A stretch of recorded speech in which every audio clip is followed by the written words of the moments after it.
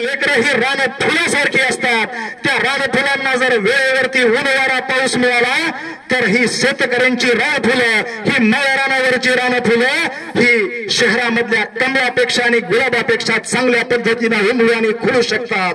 म्हणून गरज आहे या शेतकऱ्यांच्या लेकरांना, ह्या रानफुलांना वेळेवरती ऊन वारा पाऊस मिळण्याची. म्हणून विद्यार्थी मित्रांनो, आपण कष्ट करणं गरजेचं आहे, आपण बुद्धीला धार देणं गरजेचं आहे, आपण अपडेट बनणं गरजेचं आहे, आपल्यातली मर्ग झटकून बाजूला काढणं गरजेचं आहे, आपण मेहनत करून आपल्या आई वडिलांचे स्वप्न साकार करण्याची गरज आहे. एक तुम्हाला छोटीशी एका मिनिटाची कथा सांगतो. गोविंद आणि गोपाळ दोघ जण मित्र होते. ते लाकूड तोडण्याच्या कंपनीमध्ये काम करायचे, लाकड तोडण्याच्या कंपनीत काम करायचे. ऐका बरं का, खूप महत्वाची चांगली कथा आहे. लाकड तोडण्याच्या कंपनीत काम करायचे दोघे. एकाच दिवशी कंपनीत जॉईन झाले. 2 महिने गेले, 4 महिने गेले, 6 महिन्याच्या नंतर गोपाळचा पगार वाढला, गोविंदचा पगार वाढला नाही.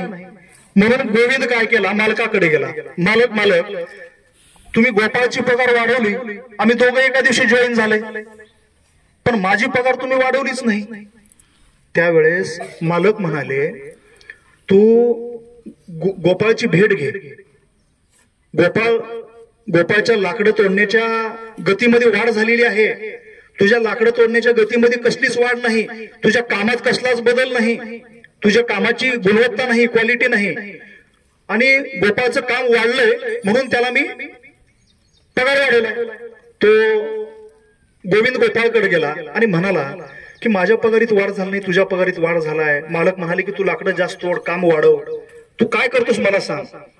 त्यावेळेस गोपाळनं सांगितलं की मी 1 लाकूड तोडतोय आणि ज्या वेळेस आराम करतोय त्यावेळेस ते आराम करत असताना मी माझ्या कुऱ्हाडीला धार देतोय, कुऱ्हाडीला मी लावतोय, धार देतोय, धार निशाण्यावरती त्याला घासतोय, त्याला धार देतोय.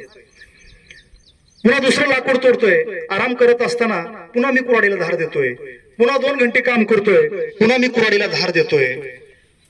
तो म्हणाला गोविंदला, गोविंद तू खरं सांग मला, तुझ्या कुऱ्हाडीला धार देऊन किती दिवस झाले. तो म्हणला माझ्या कुऱ्हाडीला धार देऊन 6 महिने झाले. मग तो म्हणाला तुझ्या कुऱ्हाडीला धार देऊन जर 6 महिने झाले असतील तर तुझी लाकडी तोडण्याची गती वाढणार कशी. तर त्यासाठी तू तुझ्या कुऱ्हाडीला धार द्यायचा. म्हणून विद्यार्थी मित्रांनो, जर आपली अभ्यासाची गती वाढवायची असेल तर आपण आपल्या बुद्धीला धार देणं गरजेचं आहे. आपल्या बुद्धीला धार देणं म्हणजे आपण अपडेट बनणं, चिंतन करणं, आपल्या आईवडिलांच्या कष्टाची जाणीव ठेवणं आणि गतीनं अभ्यास करणं. विद्यार्थी मित्रांनो, आपण आपल्या आईवडिलांचं स्वप्न साकार करण्यासाठी प्रयत्न करतोय. तर महात्मा गांधीजींनी हेच सांगितलं की जो विद्यार्थी आपल्या आईवडिलांच्या कष्टाची जाणीव ठेवून जगण्याचा प्रयत्न करतोय तो विद्यार्थी निश्चितपणे मोठा होतोय आणि समाजामध्ये आपलं नाव कमावण्याचा प्रयत्न करतोय. आता मी शेवटचं तुम्हाला एक उदाहरण सांगणार आहे बापूजीच्या जीवनातलं. बापूजीमध्ये किती संयम होता हे